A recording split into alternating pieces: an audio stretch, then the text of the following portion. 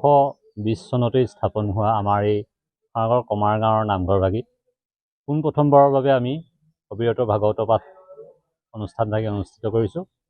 ইয়াৰ লগত সংগতি ৰাখি আজি আমাৰ শোভাযাত্ৰা স্মৃতি তৰ্পণ ধৰ্মধ্বজা উত্তোলন কাৰ্যসূচী সম্পন্ন কৰা হৈছে। আমাৰ শোভাযাত্ৰাৰ ভাগ যথেষ্ট আকৰ্ষণীয় হৈছে। তাৰ আমি বালি আৰু সুগ্ৰীৱৰ যুদ্ধভাগেৰে আৰু লগত আমাৰ পৰীক্ষিত ৰুক্মণীৰ অনুষ্ঠানেৰে সৈতে আমি মহাপুৰুষীয়া কেইবাটাও দৃশ্যৰ পটভূমি আমি তাৰ শোভাযাত্ৰাত তৈয়াৰ কৰিছোঁ। লগত আমাৰ শোভাযাত্ৰাত গৈছে গায়ন বায়ন, দিহানাম। আমি প্ৰায়খিনি মহাপুৰুষীয়া কৃষ্টিৰে শোভাযাত্ৰা ভাগ কৰাবলৈ চেষ্টা কৰিছোঁ। তাত যথেষ্টখিনি ভুল ক্ৰুটি লৈ গৈছে, সেইখিনি আমাৰ ৰাইজে আমাক শুধৰাই ল'ব বুলি আমি আশা কৰিছোঁ।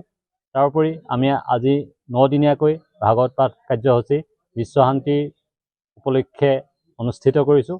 ইয়াত আমি আমাৰ সমগ্ৰ অঞ্চলটোৰ ৰাইজৰ সহযোগিতা কামনা কৰিছোঁ আৰু আমি আশা কৰিছোঁ আমাৰ বিশ্বক ভাগৱত পাঠৰ দৰে মহান কাৰ্যই শান্তি সম্প্ৰীতি বৰ্তাই ৰখাত সহায় কৰে। খনাগড় কমাৰ গাঁৱৰ উদ্যোগত স্থানীয় ৰাইজৰ সহযোগত 9 দিনীয়া কাৰ্যসূচীৰে তেখেতসকলে এক বিস্তৃত শ্ৰীমদ ভাগৱত পাঠৰ আয়োজন কৰিছে।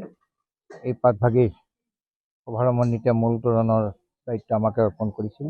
আমি তেখেতসকলৰ নিমন্ত্ৰণ ৰক্ষা কৰি আমাৰ কাৰ্যসূচীভাগ সমাপন হৈছে বুলি আমি মনতে ভাবিছোঁ। আৰু ইতিমধ্যে শোভাযাত্ৰা অংশগ্ৰহণকাৰীসকলে শোভাযাত্ৰা লৈ গৈ আছে। ইয়াত কেইবাজনো বিদগ্ধ পণ্ডিতক নিমন্ত্ৰণ কৰা হৈছে উক্ত ভাগৱত পাঠীৰ মূলাসন অলংকৃত কৰিবৰ হেতুকে।